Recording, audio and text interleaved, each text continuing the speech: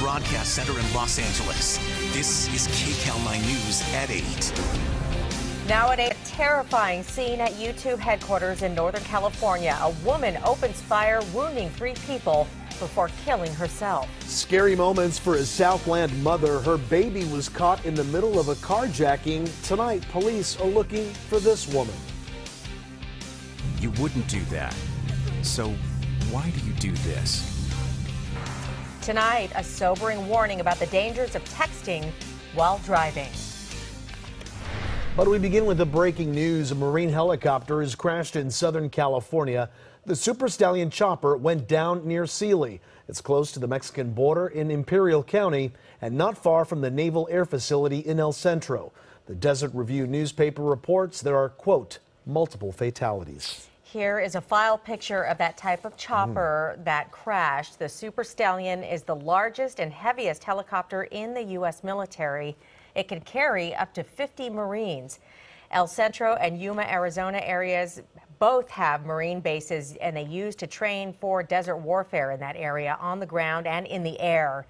More details tonight for you as we get them. And we have more breaking news in the shooting at YouTube headquarters in Northern California. CBS News has learned that the shooter was Nasim Agdam, a 39-year-old woman who may be from Menifee. We're told she asked for the male victim by name before she opened fire. Tonight, the FBI has joined the case, trying to figure out what led to a shooting on the San Bruno campus. Sources say a woman wounded 3 people, including her boyfriend, before taking her own life.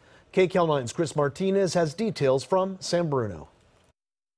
People exiting all buildings associated with YouTube. Employees at YouTube's San Bruno headquarters exited the building with their hands on their heads moments after shots rang out at the sprawling facility. We did locate a victim with what we believe to be a self-inflicted gunshot wound. It's a female, but the investigation is still ongoing. Authorities say a female suspect opened fire with a handgun and shot 3 people. The females are ages 32. That patient is in serious condition. We have a 27-year-old female in fair condition. And we have a 36-year-old male who is in critical condition. A law enforcement source tells CBS News the male wounded in the incident is believed to be the suspected shooter's boyfriend. Michael Finney, who works at a restaurant nearby, helped one of the victims who was shot in the leg. She was in the dining room with a couple people that were taking care of her. And then I tried to get something to stop the blood flow. The video sharing company has 1,700 employees and is one of the most prestigious places to work in Silicon Valley. It feels like the entire community of YouTube and all of the employees were victims of this crime. San Bruno police have instructed people in the area to stay away from the scene amid an ongoing investigation. Chris Martinez, KCAL9 News. Today, President Trump tweeted, was just briefed on the shooting at YouTube's headquarters in San Bruno, California. Our thoughts and prayers are with everybody involved. Thank you to our phenomenal law enforcement officers and first responders that are currently on the scene. YouTube also has a large office here in Playa Vista. When employees there heard about the shooting in San Bruno, many of them called it a day. KCAL9's Joy Benedict went to the cleared out campus. Certainly an unimaginable moment when you hear of a workplace shooting, especially when it's within your own company. And for many here at YouTube Space LA, they made that decision to leave.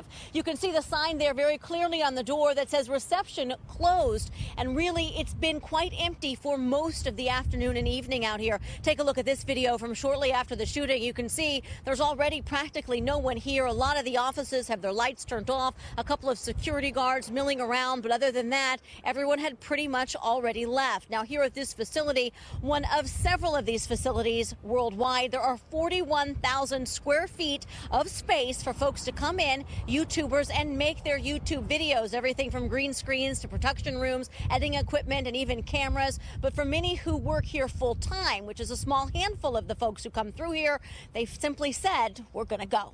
No, they didn't send anyone home. People chose to, people went home if they wanted to go home, but people stayed. I stayed. because I had work to do.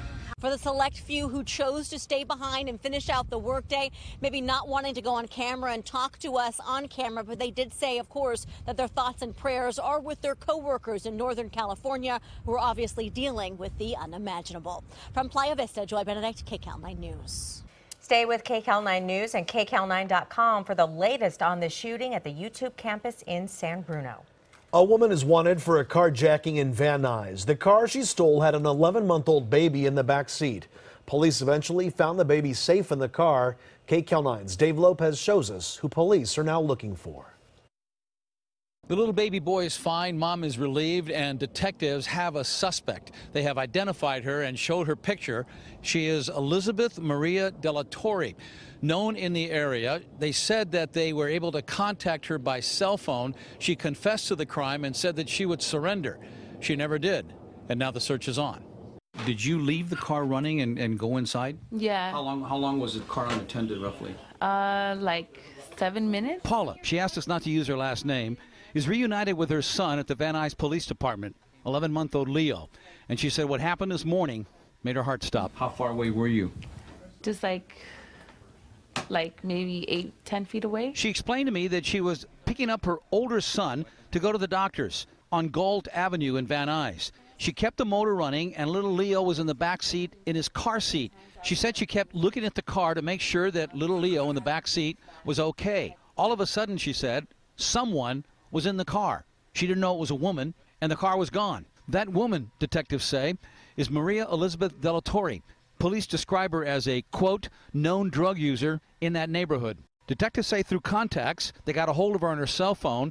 She confessed and said that she would turn herself in, but she hasn't. I was just praying and hoping for the best and having faith that God would find him. Less than 2 hours after all this happened, her prayers were answered, thanks to this alert plumber less than 2 miles away. Well, we were at work and we saw a baby in the car, so it didn't look right. Ralph Salajanian said the windows were down and the baby looked like he had just awakened, and he knew something was wrong, so he called 911. Said, I want to grab the baby.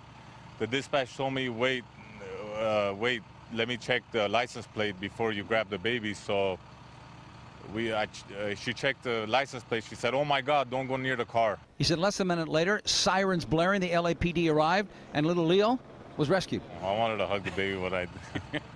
Well, you feel like a guy who did something really special? Yeah, of course. Everybody's supposed to do that once they see a baby in the car. So you had no idea who this woman was? No. No axe to grind against you, nothing? No, nothing. Just out of the clear blue? Yes. Are you ever going to do this again? No. That's why it's a learning lesson, and for everyone also, to not do that, even if you're going in your house for a second, to get anything like a sweater or their diaper bag or something, to take them with you. Lesson learned, she repeated, and she also said she knows how lucky she is that her little baby boy is just fine. From Van Nuys, Dave Lopez, KCAL9 News. A 5-year-old boy is also safe tonight after the car he was in was stolen. It was an emotional reunion when the boy was back in the arms of his family this morning. Riverside police say the owner of the car stepped out for just a moment to make a phone call, but a stranger jumped in and took off with the car. The boy was sitting in the back seat. Fortunately, the car was found about 15 minutes later. The suspect is still out there. So scary.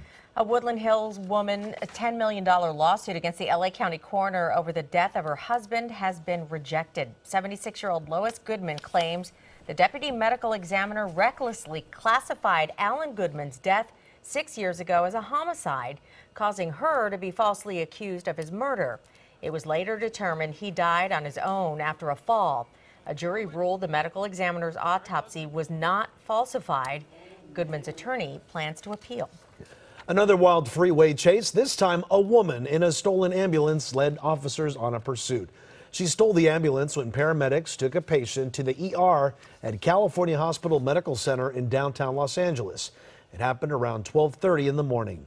The woman drove the empty ambulance to the San Gabriel Valley. The CHP chased the driver, then to Chino Hills. She finally pulled over on the 71 freeway and officers took her into custody. The LAFD is investigating how the woman was able to steal the ambulance, since their policy is to turn off the engine and keep it locked when unattended. A bunch of homeowners are still waiting for a resolution more than a year after they filed a lawsuit over the 91 freeway improvement project. Some homeowners on Pennyroyal Drive in Corona sued the contractor and Riverside County Transportation Commission for damages they claim were caused by construction work over the past few years. They claim all the pounding felt like an earthquake, which cracked their walls and the foundation. They say they can't open and close their doors or windows, and they also have leaks in their ceilings. Neighbors are very, very frustrated with what is going on and why we have to wait this long. You got to do something about this. We've just been through hell. The Riverside County Transportation Commission says some people in the neighborhood were offered hotel rooms during construction. The work was part of a $1.4 billion freeway project that stretched from 2014 to 2017. Nearly a dozen people face homelessness in South Los Angeles after they say their subleaser collected their money and then took off. Today, the tenants called on the LA City Attorney to prosecute Giovanna Wilkerson. They say Wilkerson was renting out rooms and beds, but didn't tell her subtenants she was evicted by the landlord. She left the place, leaving the tenants scrambling to find a home. The tenant's attorney says this is another example of a bigger housing problem in Los Angeles.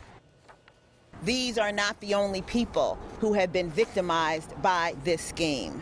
We are hopeful that this will end in the way that it should end, with people getting their relocation and being able to live their lives with dignity. The group is also calling on the city to help the tenants get money back and help get them relocated. Elections for local offices were in full swing today. 4 candidates competed to fill Sebastian Ridley Thomas's seat in the 54th State District Assembly. That covers parts of the west side. San Fernando Valley voters also voted to fill Matt DeBodne's assembly seat in the 45th District. 6 candidates are also competing to fill the 39th assembly seat, which covers northeastern parts of the San Fernando Valley. Baseball season is swinging into gear, and Twitter wants to make sure you don't strike out on coverage. Their major league decision is coming up next. Evelyn? And we're getting a look outside right now at downtown. You will see mostly clear conditions, but the fog moving in and a chance of rain moving in. We'll tell you when, straight ahead. Also at 8, sending military to our border with Mexico. I'm Angelica Alvarez from the White House, what President Trump says he hopes to do in the near future. Plus, a twist in a murder case. It may have more to do with the defendant's lawyer than the actual crime. Here right now, a look at the best of LA and Orange County on KCAL9.com, where we're always on. KCAL9 News at 8. We'll be right back.